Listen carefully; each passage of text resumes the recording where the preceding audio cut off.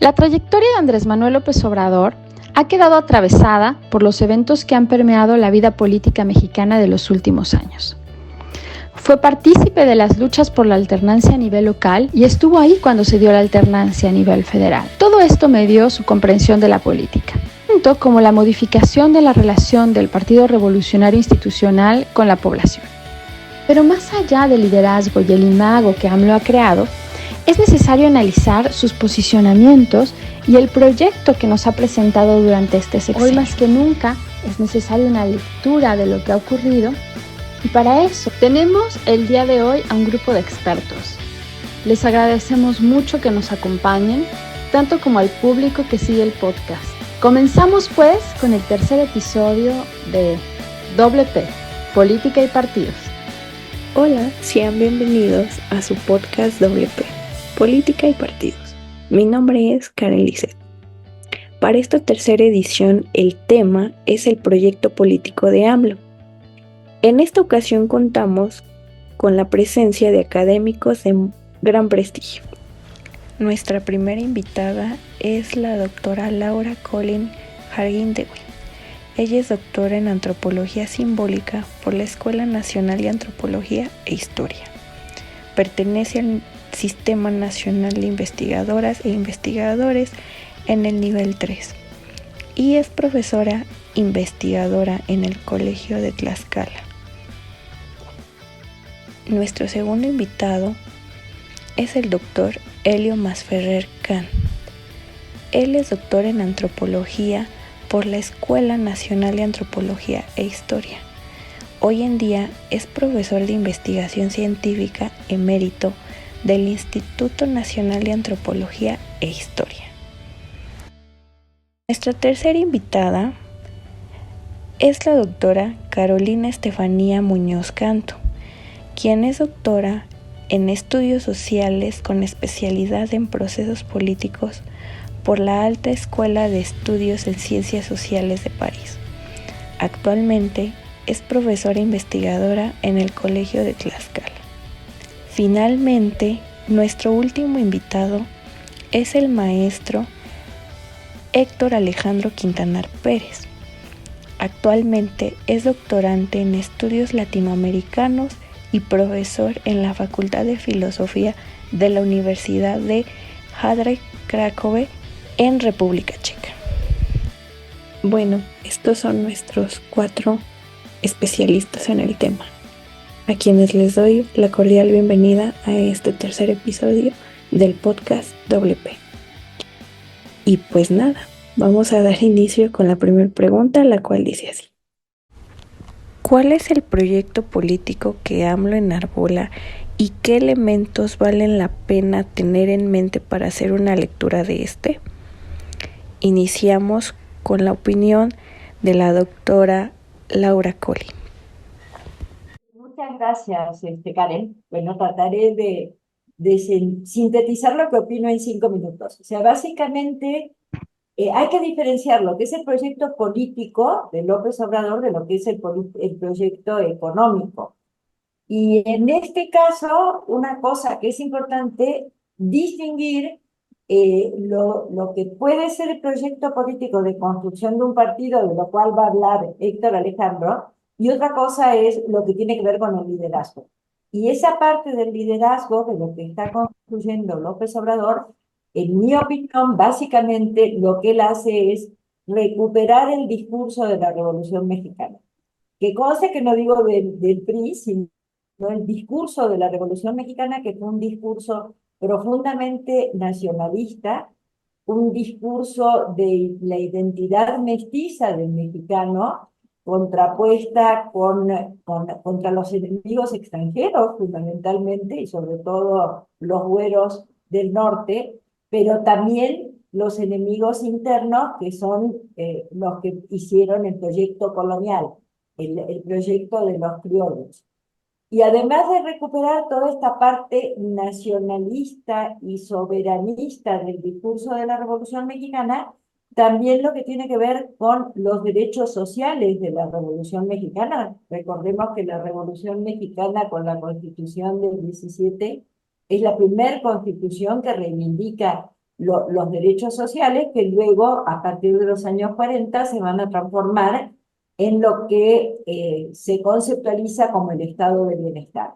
¿Esto qué significa? Que el Estado se asume como garante de los derechos sociales y que se concretiza en su lema de campaña, que es por el bien de México, primero los pobres. Entonces, es este discurso nacionalista de la identidad mestiza que retoma el nacionalismo revolucionario y todo el discurso de la Revolución Mexicana, lo que le permite llegar a una población que fue inculturada, sobre todo los mayores de edad, porque luego en ese discurso nacionalista, a través de la escuela, a través de los murales, a través de todos los elementos simbólicos, y digo, sobre todo a los mayores de edad, porque luego tenemos 30 años de neoliberalismo donde quitaron todo el discurso histórico de las escuelas.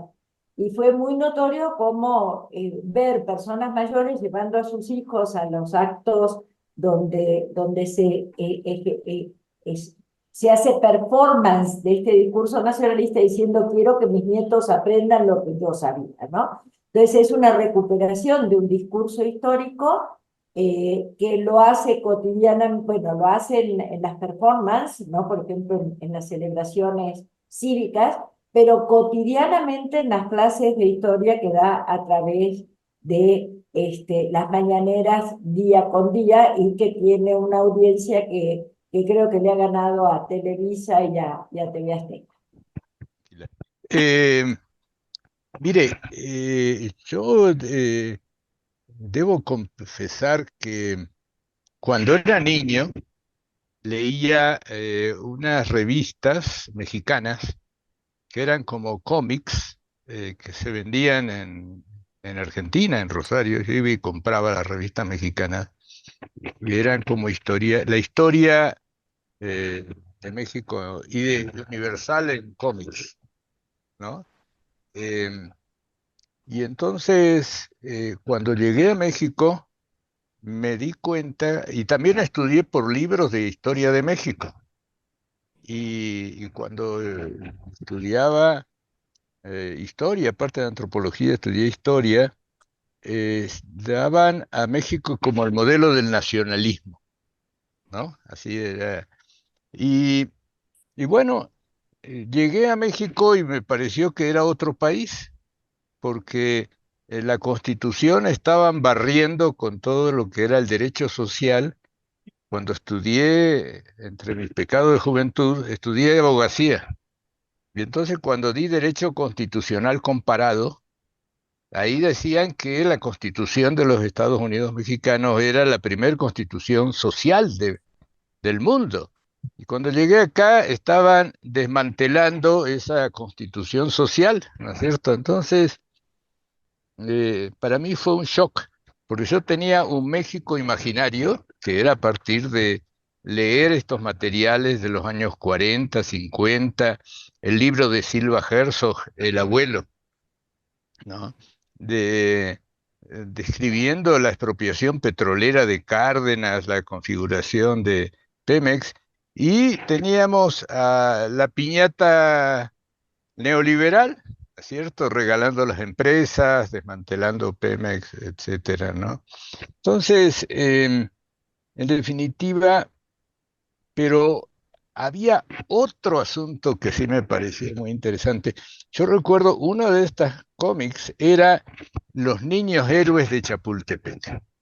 Esos cadetes del colegio militar que dan la vida por la soberanía de México contra la ocupación norteamericana, ¿no? Esta invasión de los Estados Unidos.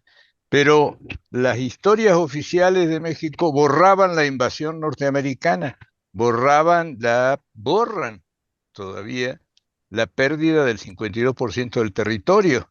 Entonces, tenemos que en la sociedad mexicana persiste la historia de un conjunto de agravios históricos hechos por los Estados Unidos, hechos por las oligarquías, ¿no? Etcétera, las oligarquías locales, pero hay un conjunto de personajes que están en el país que en una oportunidad me los definió un alto funcionario del Estado que me dijo, es que tenemos un grupo de ciudadanos americanos nacidos en México.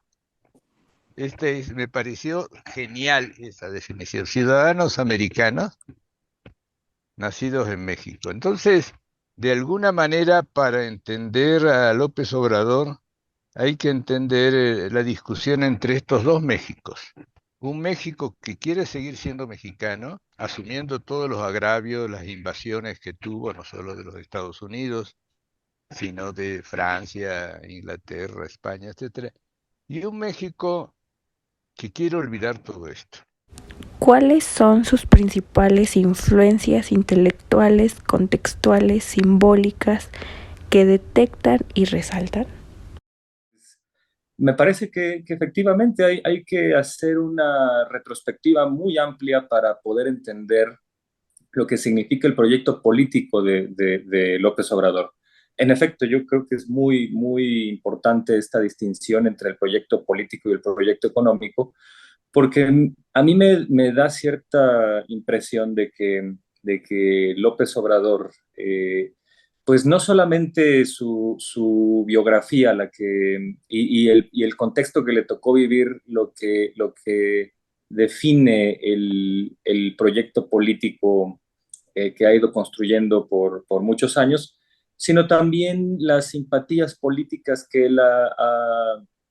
con las cuales él se forjó, las personas que influyeron en su formación, porque habla de esta disputa de los dos Méxicos, de los que plantea el doctor Masferrer.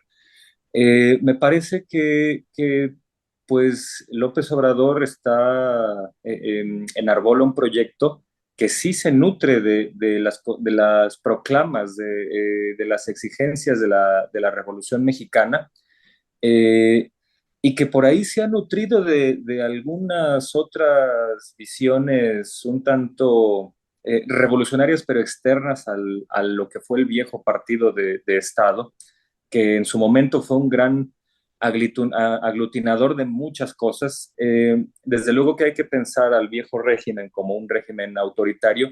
Sin embargo, me parece que no podemos caer en esta trampa de pensar al PRI como un monolito peyorativo, porque bueno, parte de esta disputa de los dos Méxicos también se daba al interior de este gran aparato político. Me parece que López Obrador es una especie de timbre de esta disputa desde dentro de ese partido, por estos dos Méxicos. Me parece que esto viene definido en mucha buena medida por cómo se formó con su primer mentor político fuera de los estudios formales, fuera de la escuela, fuera de la facultad, que fue Carlos Pellicer, que me parece vale la pena siempre retomarlo para tratar de entender a López Obrador y su proyecto político, porque Carlos Pellicer, con su trayectoria intelectual y su trayectoria política en defensa del indigenismo, de los chontales, de la región de Tabasco, etcétera, pues él fue siempre un hombre que fue postulado por el PRI para una senaduría, pero él mismo les decía a los priistas: se van a arrepentir de hacerme senador porque yo voy a ser el senador de los chontales y no me interesa el partido como tal, sino me interesa el proyecto político de la defensa de la cuestión indigenista, etcétera. Es decir, como una especie de mirar a la política como una plataforma que hay que utilizar de manera pragmática, porque lo que importa es el proyecto, ¿no? Lo que importa es qué vamos a hacer con el poder en caso de que lleguemos a tal cargo. Entonces, me parece que ahí está una clave también que hay que entender, que esta disputa de la que hablan muy bien los doctores que me precedieron, estaba también al interior de este aparato político, y pues López Obrador es la representación de esa gran disputa, y que en su momento intentó inclinar la balanza hacia un lado y no lo logró, y pues de ahí viene el desprendimiento que hoy es la historia que nos gobierna.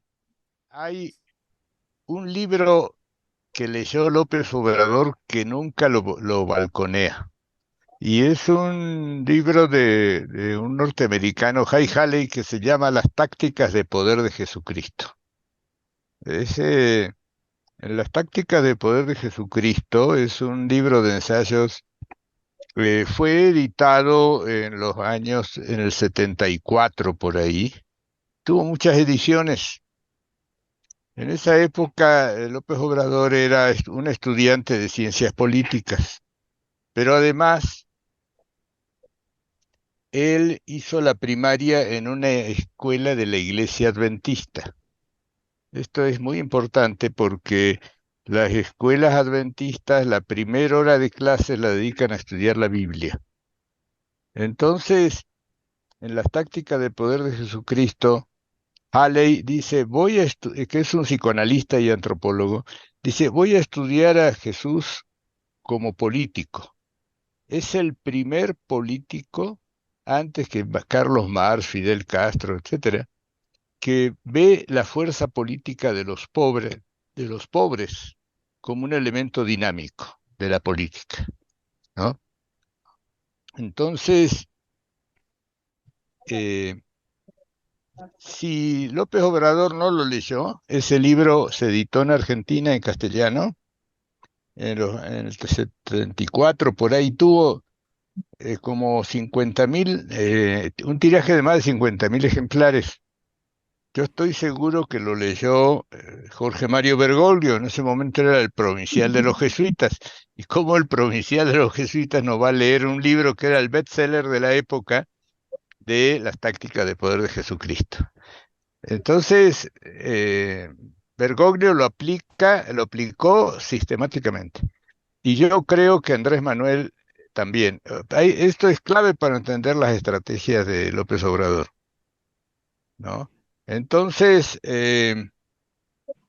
hace lo mismo, o sea, ¿qué hace Jesús? Expulsa a los mercaderes del templo. Hoy, ¿qué dijo esta mañana? Hay gente que lo repite varias veces. Hay gente que son unos gandallas, más o menos, pero va a misa todos los domingos, ¿no?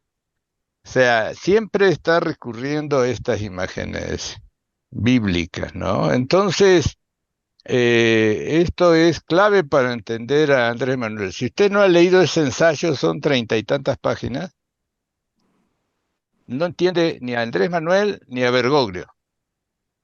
Esta es de lectura indispensable. Los politólogos no lo leen porque dice es un psicoanalista, es un antropólogo, etcétera. Sí, pero es clave.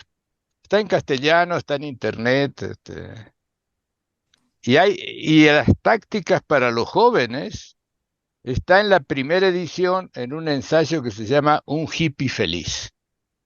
Ahí es donde Bergoglio toma las estrategias para los jóvenes que no está en la versión de Paidós, que es la que es más fácil de conseguir en escáner, ¿no? En internet.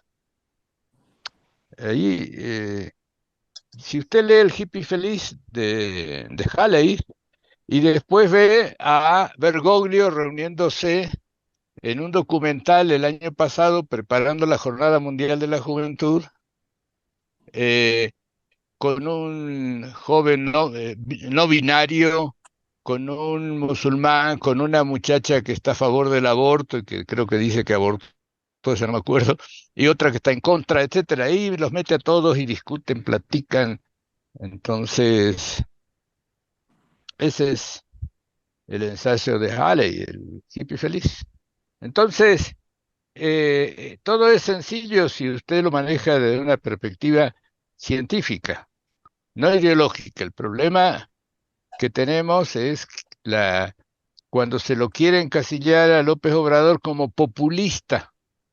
Ese es el fracaso de los politólogos, ¿no?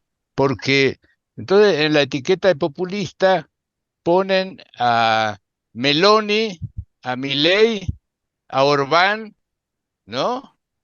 ¿Y por qué no ponen a Macron, que gana con un partido que lo hace con sus iniciales, EM, en March, ¿no? Ah, porque Macron es decente. Bueno, no sé, ya, a ver,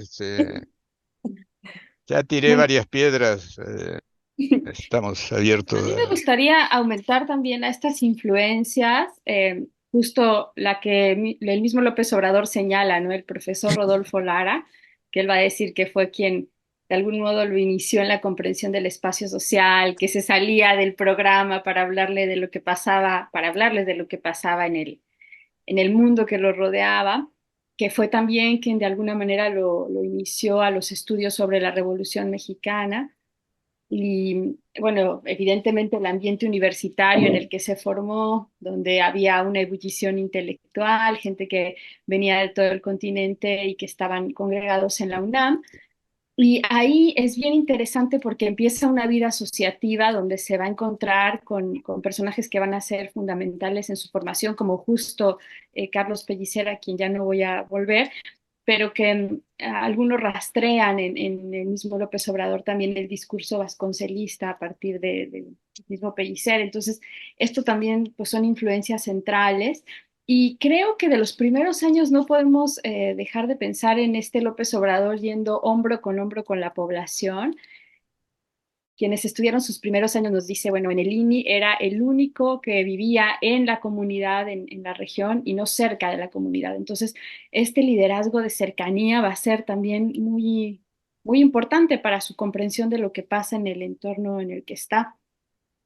Y luego yo creo que también vale la pena resaltar en su trayectoria, bueno, el paso por el prismo por revolucionario, que a mi parecer es lo que le enseñó una de las maneras de hacer política, ciertos repertorios de conducta, pero también justamente le permitió generar un distanciamiento que después lo acercó al PRD y bueno.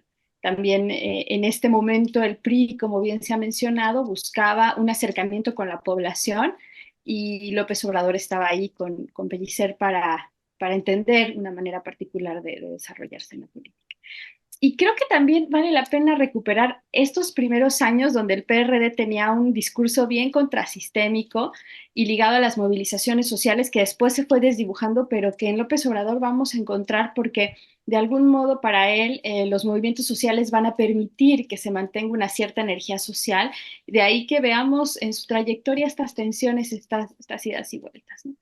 Y pues nada, es lo que yo quisiera agregar a esto que se ha dicho y me parece que podríamos seguir hablando de influencias intelectuales también que permearon su comprensión de la política, también del ámbito económico, ¿no? Desde Tabasco encontramos esta idea que él Pero, dice que pero, mi querida Carolina, yo tengo la convicción de que López Obrador es de la masonería, que Enrique González Pedrero era un alto cargo en la masonería. Esto me lo confirmó de alguna manera un grado 33 de la masonería. Y entonces uno de los requisitos para estar en la masonería a cierto nivel es desarrollar y proponer un proyecto de nación. Entonces, yo lo que creo es que López Obrador entró al rito nacional mexicano de la masonería con un proyecto de nación que de alguna manera lo discutió con Enrique González Pedrero, que era el maestro de la logia. Cuando no es casual que López Obrador lance la consigna, viva la gran fraternidad universal, la vive diciendo desde el primer grito, ¿no? Y en otra, a la menor provocación. Eso es una consigna de la masonería. Entonces, ¿por qué no pensamos en que, aparte del maestro que se sale del programa, etcétera, ¿por qué está en una estructura orgánica haciendo un proyecto de nación? Y eso es lo que aplicó a lo largo de su vida. es interesante. Y sería también bien interesante pensar en estos espacios de acercamiento con González Pedrero en los primeros años y luego de alejamiento y luego de acercamiento de nuevo, ¿no? qué pasó en ese espacio, cómo se pensaba López Obrador. Sí, por ahí hay una Bueno, pista muy interesante. Bueno, ya que está muy interesante esta cuestión, yo quiero hacer dos apuntes breves sobre estas influencias y secundando la línea que ya planteaba el doctor Helio Masferrer, por ahí Rodolfo Lara Laguna, y bueno, y también la doctora Carolina, Rodolfo Lara Lagunas tiene un libro que se llama Jesús, líder de izquierda. El maestro de primaria, perdón, de secundaria de López Obrador publicó, y es algo reciente, el libro no es de aquellos años, es relativamente reciente, sobre Jesús, líder de izquierda, porque era en su visión un hombre de su tiempo que optó por defender a los pobres en un momento donde había una ofensiva imperialista en su contexto, ¿no? A mí me parece que también es muy importante. Yo no sé perfectamente cuál es la religión que profesa López Obrador. Alguna vez se lo pregunté a Agustín Ortiz Pinchetti y él me dijo que pues él tampoco sabía en realidad, que era algo que el presidente de algún modo trataba de mantener relativamente privado, aunque hace constantemente estas alocuciones que ya refería el doctor Helio Masferrer, son muy importantes. Sin embargo, me parece que López Obrador en general tiene una simpatía y tiene una influencia de todos estos líderes religiosos de cualquier religión que puedan ser del campo progresista. Me parece que él tiene una muy buena relación con muchísimos sacerdotes de Tabasco, porque él hace siempre la distinción, ¿no? Pues hay sacerdotes reaccionarios y sacerdotes de primera. Todo el tiempo está haciendo esta distinción. La hizo cuando, por ejemplo, falleció su esposa en el sepelio, que él estaba muy preocupado porque el cura que él quería que fuera, que era un hombre progresista, decía que tuvo ya un problema de tránsito y no podía llegar, y que por poco y llega un cura reaccionario que a él le caía mal, pero que por fortuna las cosas se arreglaron para que llegara el cura progresista. Pero me parece que también va en esa idea porque él tiene una muy buena relación con cuando fue jefe de gobierno, trajo a este líder espiritual, que no me acuerdo de su nombre, el Dalai Lama, pero no recuerdo precisamente su nombre, con la comunidad judía tiene una muy buena relación. Me parece que él tiene muy en la cabeza esta influencia de la idea de que hay religiosos progresistas y religiosos conservadores, y pues veo siempre con buenos ojos a los progresistas de cualquier religión.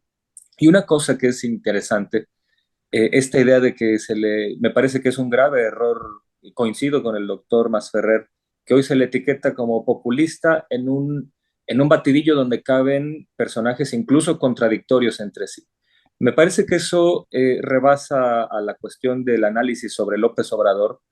Me parece que es un problema en general de la ciencia política en el siglo XXI. Me parece que estamos cayendo en una dicotomía muy propia de la Guerra Fría, no más que si antes era la dualidad comunista, capitalista. Me parece que hoy quieren hacer una falsa disyuntiva entre liberal y populista, y pues eso, en lugar de clarificar, me parece que está llevándonos a este tipo de exabruptos que no explican mucho, y que en México quien empezó a hacer esa dicotomía pues no fue un académico, fue Vicente Fox, ¿no?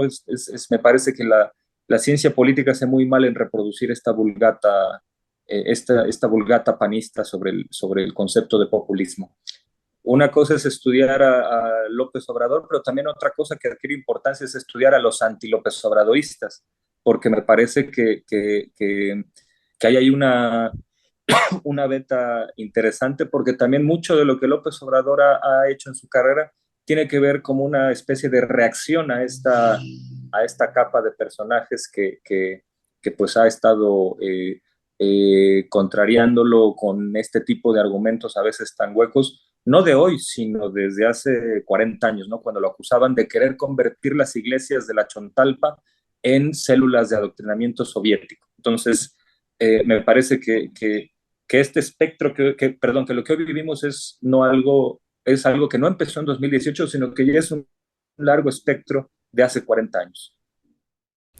¿Cómo jugó su paso por los diferentes partidos en los que ha militado en la construcción del proyecto político? En realidad, él se mantiene coherente en su posición y son los partidos los que se modifican, ¿no? Entonces, el PRI definitivamente en los 80s tuvo una batalla interna entre los tecnócratas y los dinosaurios y los tecnócratas. Los dinosaurios eran los que mantenían el proyecto histórico y triunfan los tecnócratas imponiendo el modelo neoliberal. De hecho, hay que leer el libro. Hay un personaje que no se ha mencionado, que es Manuel Camacho. Manuel Camacho en realidad fue el gran ideólogo de Salinas y el que escribe su tesis doctoral del Colegio de México, creo que se llama Los nudos históricos del sistema político mexicano. Ahí él diseña todo el proyecto de cómo, si un grupo compacto, así lo define en la tesis, se apodera de la cabeza del PRI, lo puede transformar desde adentro. Adentro del PRI, durante el gobierno de Salinas, había un ejército, fíjense, bien interesante, de gente que venía de la izquierda, maoístas y ex-PC, que estaban dentro del PRI para luchar contra el corporativismo. Acusaban al PRI de corporativista, lo cual era absolutamente cierto, la organización misma del partido era corporativista, y estos de izquierda estaban ahí para destruir ese PRI corporativista.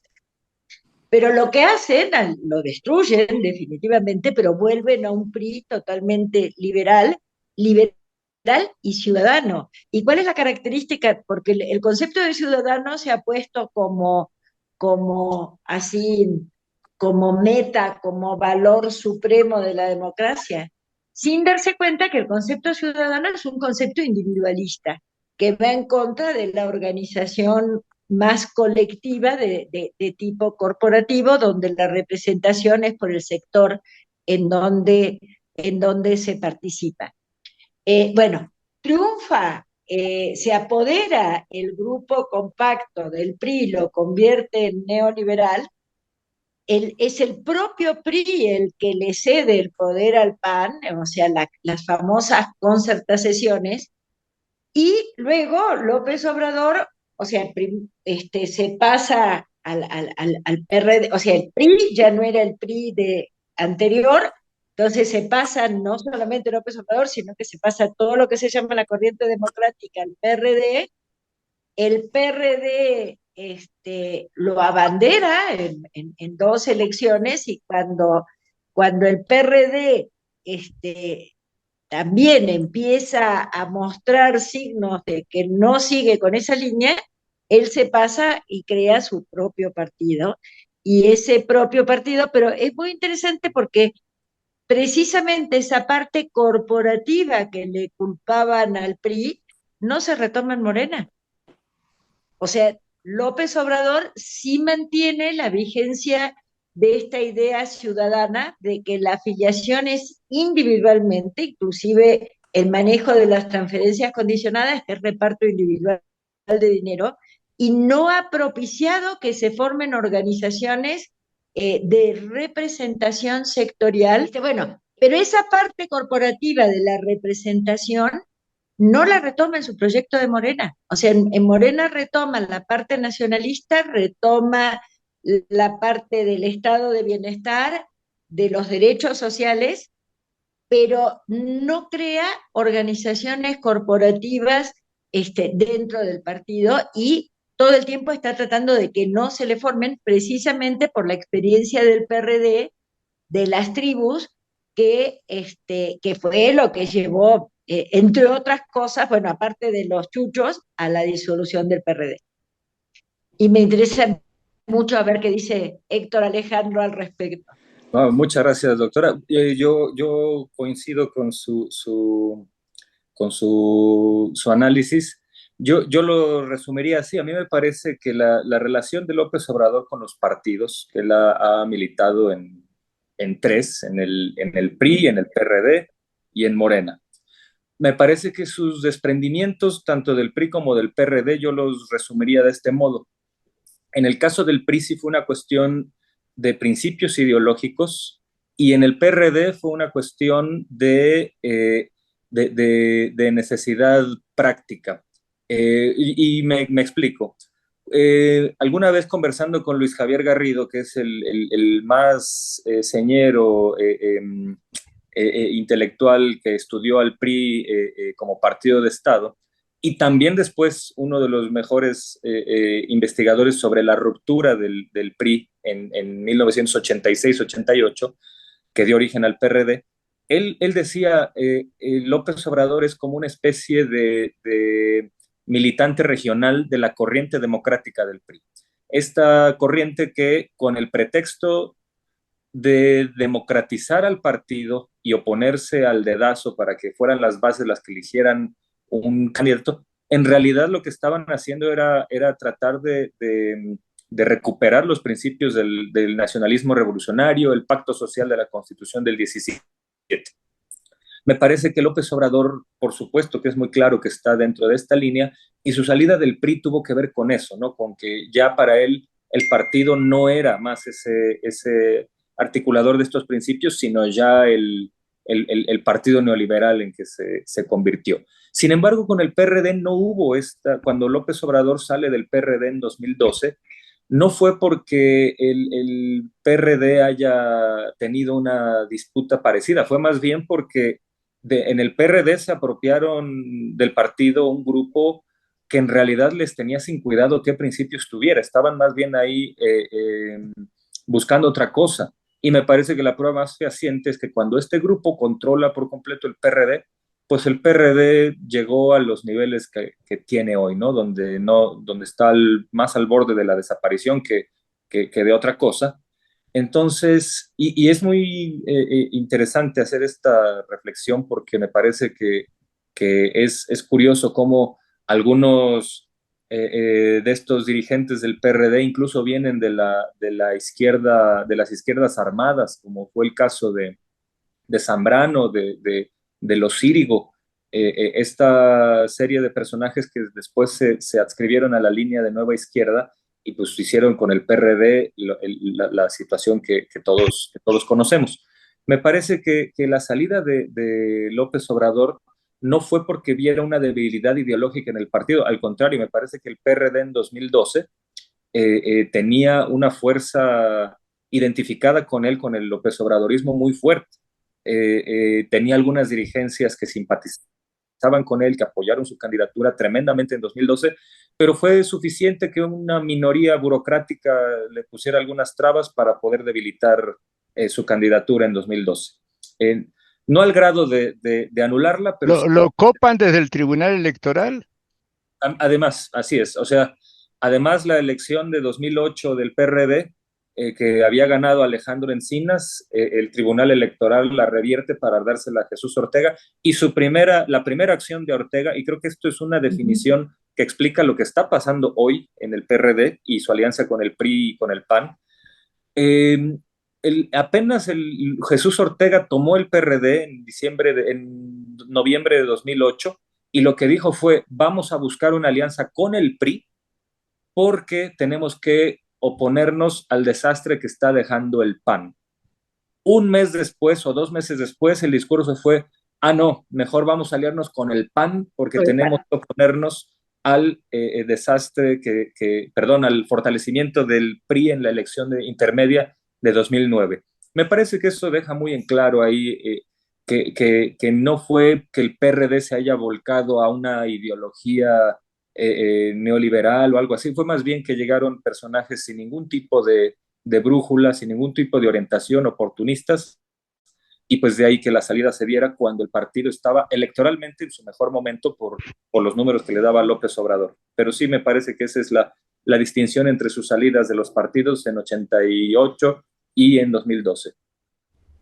Finalmente, ¿qué lectura hacen ahora casi al final del sexenio de la puesta en marcha del proyecto político López Obradorista? Lo primero que me gustaría decir es que en realidad yo nunca me imaginé que iba a haber esta puesta en marcha del proyecto López Obradorista cuando empecé a trabajar sobre López Obrador. Y sin embargo, a lo largo de este tiempo hemos visto algunos rasgos así bien particulares, ¿no? Este contacto que López Obrador tiene con la gente, esta sensibilización para escucharla, y a mí me parece que recuperando la idea de Piero Zambalón, esta construcción de liderazgo de simbólica cercanía, donde de algún modo hay esta posibilidad de escuchar y de poner sobre papel lo que la misma población le dice que requiere. Es algo que absolutamente tendríamos que considerar para entender este proyecto. Esto justamente por la polarización que se ha generado en el espacio mexicano, pues encontramos a dos grupos, uno que va a seguir, digamos, el proyecto político de López Obrador con la esperanza de que represente efectivamente este cambio, y otro que se va a poner, pero además es una oposición orgullosa, ¿no? Los fifís, como los llama el presidente, asumen esta identidad como una contraposición en el espacio social que los distancia de este proyecto que López Obrador pone sobre la mesa. Entonces, en realidad, ahora que se acerca el final del sexenio, vemos a estos dos grupos todavía en el discurso disputándose sobre qué es lo que ocurrió y hasta dónde llegaron los beneficios o no de esto. Las lecturas justamente, incluso de López Obrador, sobre los momentos históricos que él pone sobre la mesa cotidianamente también están en disputa, ¿no? Explicando cómo López Obrador toma la faceta de ciertos personajes y no otros, o cómo pone sobre la mesa algunos episodios de manera poco contrastada, y entonces todo esto de algún modo genera un espacio de debate sobre el proyecto político.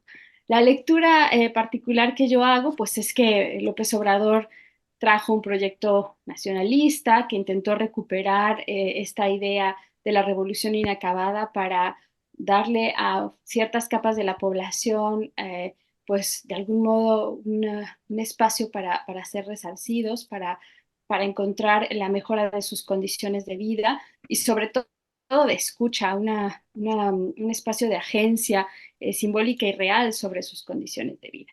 Y por el otro lado, yo creo que en el plano económico que hemos un poco dejado de lado en este espacio, pues igual presentó un proyecto nacionalista que buscaba el desarrollo de grandes obras, recuperó esta idea de conectar el país, ¿no? La apuesta por el petróleo.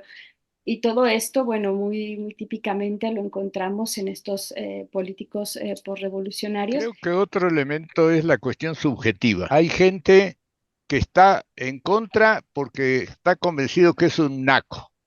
Y cómo un naco nos va a representar, ¿no? Y entonces quieren que le pongan fifís, krill, sea gente bien vestida, güero, etcétera, pero esto es al margen del color. O sea, creo que hay que trabajar también los elementos subjetivos de construcción, de construcción, de construcción de la imagen y la alienación de muchos eh, ciudadanos que no asumen ya la raza de cobre, para decirlo en términos medio vasconcelianos, y es la realidad de la sociedad mexicana. Entonces, son estos ciudadanos americanos nacidos en México que su punto de referencia es Trump, Biden, ¿no?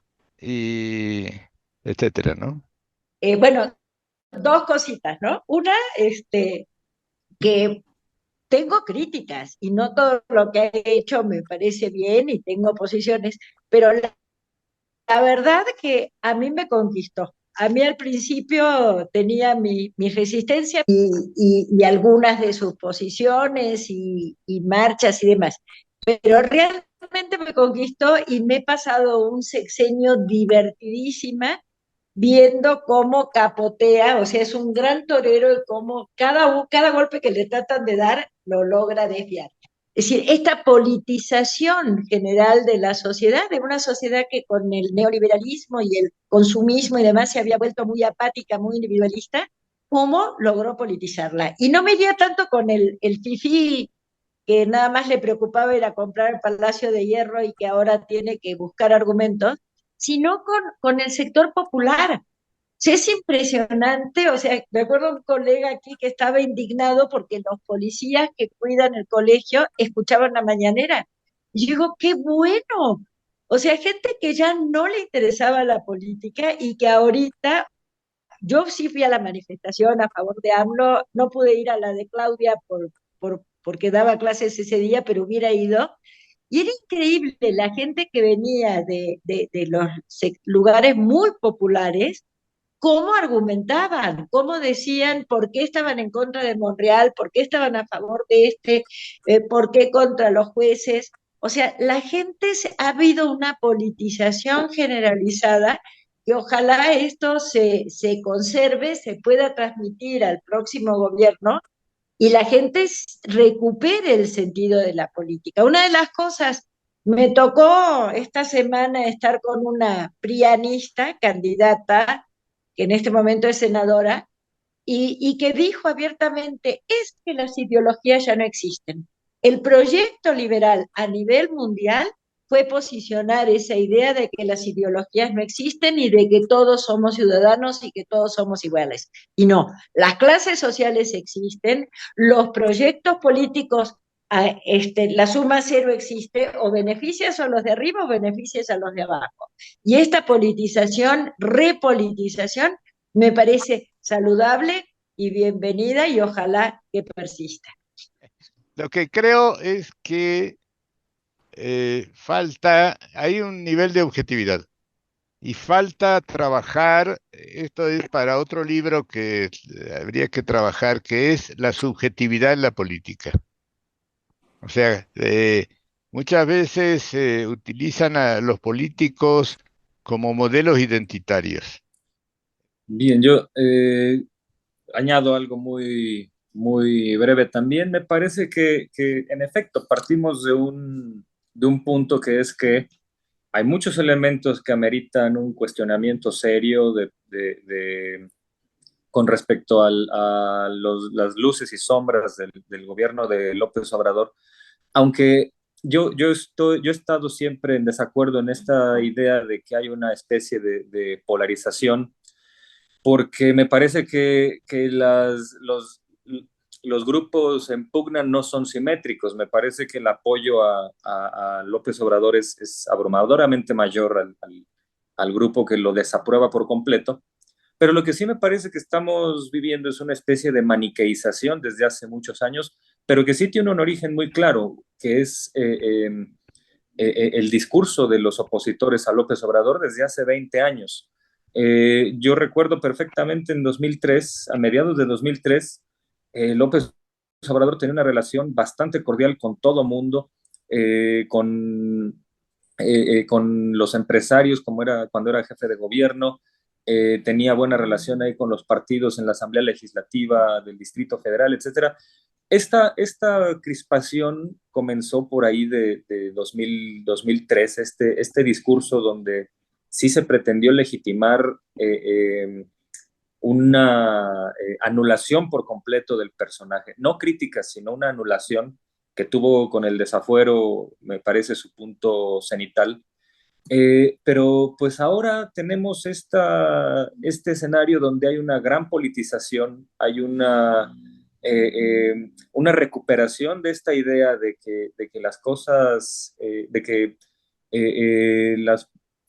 las personas que por mucho tiempo fueron excluidas de lo político ahora tienen no solo un representante en el poder, sino que también se les da la importancia que tienen en la sociedad. Me parece que eso es algo muy interesante que cambió para bien. Y bueno, a mí me parece que parte de esta crispación tiene que ver con eso. Decía yo recientemente en un programa que a qué se debe que pareciera que hoy hay un debate, perdón, bueno, no un debate imposible o falta de conciliación, yo creo que no va por ahí. Yo creo que sí es posible la discusión, pero hay un sector muy radicalizado del Círculo Rojo que pues sí está en una completa postura de ataques sistemáticos desde hace 20 años. Y pues yo lo trataba de definir así, pues ¿por qué se da esta actitud en el Círculo Rojo? Pues es muy sencillo. Me parece que López Obrador, como gobernante, le puso una escalera a muchos de los de abajo y les puso un espejo a muchos de los de arriba. Y pues evidentemente no les gustó lo que vieron y es natural que tengan estas reacciones tan a la Jorge Castañeda, tan a la Aguilar Camín, tan a la Enrique Krause, con estos exabruptos con los que tratan de presuntamente analizar al presidente que en realidad detestan, ¿no? Entonces, me parece que ese también será un punto para analizar en algún momento. Pero ahí lo de la crispación es un nivel de subjetividad. O sea, Exactamente. entonces, ¿para qué existen los partidos políticos? Para impulsar distintos proyectos políticos. O sea, en definitiva, el proyecto del nacionalismo revolucionario era un proyecto, el proyecto del alemanismo era una revisión del nacionalismo revolucionario. El proyecto de Salinas es un proyecto neoliberal y ahora viene otro proyecto. Sí, sí. Entonces, en vez de discutir proyectos políticos y económicos, salen con la jalada, para no entrar a la discusión, de que nos estamos dividiendo. Antes estábamos todos unidos, abrazados y agarrados de la mano, así, ¿no? Como si estuviéramos alrededor de un carrusel, ¿no? O sea, eso es absurdo, pero que lo diga algún ingenuo, sí, pero que lo digan académicos y cientistas sociales, que la crispación, o sea, eso muestra que tenemos unos personajes que dicen que son cientistas políticos, que la verdad es que no aplican la ciencia política al análisis de nada. Ese concepto de gobernanza, ayer hablaban de gobernanza y restaurar la gobernanza y ¿acaso no hay gobernanza? O sea, ¿cuál es la definición de gobernanza? Se transforman en muletillas, ¿no? Muletillas de discurso, vacías de contenido. Eh, eh, me acabo de anotar, uno de los columnistas estrellas de Meyer García, uno de estos de Reforma, va a dar una conferencia en el Ditela en Buenos Aires. ¿Por qué, si todos los populistas se quieren reelegir, López Obrador no se reelige? Va a dar una conferencia, les voy a mandar el link para que se inscriban, porque yo por supuesto me anoté el lunes 18. Cualquier cosa. Entonces, no hay un análisis riguroso. Sí, yo solo complemento esto, doctor. El primer personaje que inventó que López Obrador se iba a reelegir fue no Enrique Krause, como estos opositores piensan. El primero que previó eso, alucinando, fue el señor Salvador Abascal Carranza, el Mm. militante del sinarquismo, en octubre de 2002. Él fue el primero en decir, López Obrador tiene intenciones dictatoriales reeleccionistas. Entonces, es muy interesante cómo estos presuntos académicos terminan reproduciendo el discurso de la derecha sinarquista, ¿no? Es interesante. Bueno, ese es el hijo de Salvador Abascal, el Así es, fundador de la Unión Nacional Sinarquista, de sinarquista, Salvador Abascal Carranza, porque el otro hermano, Salvador Abascal se llama nada menos que Salvador Abascal Juárez, pobrecito, entonces nunca usó el Juárez.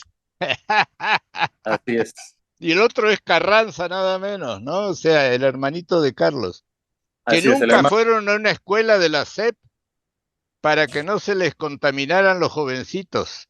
O así es. sea, de tener profesores particulares brincó a la libre de derecho. No, pues sí, sí, sí. Y el otro andaba ahí en Frena, me parece, el otro hermano. Bosco, Andaba en Frena. Juan Bosco, exactamente. Bosco Abascal, sí, sí. Viven pero lo van a canonizar a Carlos Abascal, lo quieren canonizar. Sí, Serrano Limón propuso se fuera canonizado, sí. Imagínense, estamos protegidos.